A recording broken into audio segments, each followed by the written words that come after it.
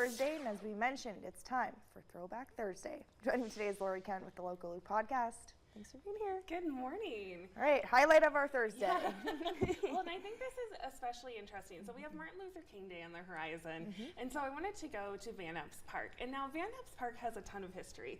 Van Epps Park is located off of sort of like Minnesota and 6th Street. It's on the edge of downtown, and it has history for some of Sioux Falls Jewish history. It has this great statue for Native American history, but it also is named for the pioneer merchant that had some of the first stores in Sioux Falls, but we're not here for any of that. We're going to go for, there's a statue for Martin Luther King Jr.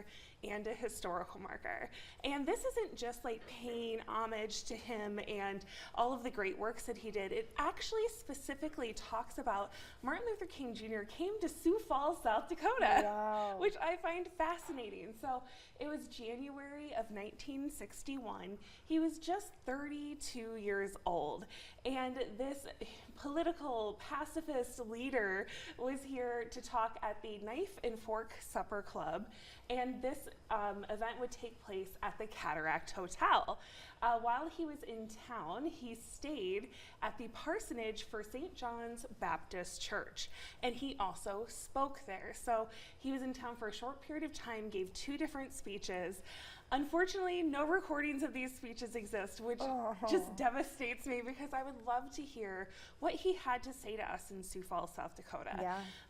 And so there are some little snippets from the Knife and Fork Supper Club, had an article about the dinner afterwards, and said that Dr. King had spoken about desegregation happening when people believe it's morally right, and that people's minds and hearts are starting to change, which I think is beautiful. But it's important to understand this happened 2 years before the I Have a Dream speech.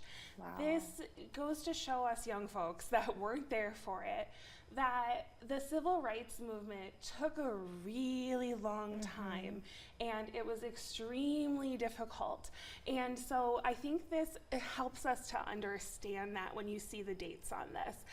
Martin Luther King, of course, would go on to be assassinated in 1968, and then we would lose him forever. But it's amazing that he was in Sioux Falls. Another piece of it that I find really interesting, so he spoke at the Cataract Hotel and at St. John's Baptist Church.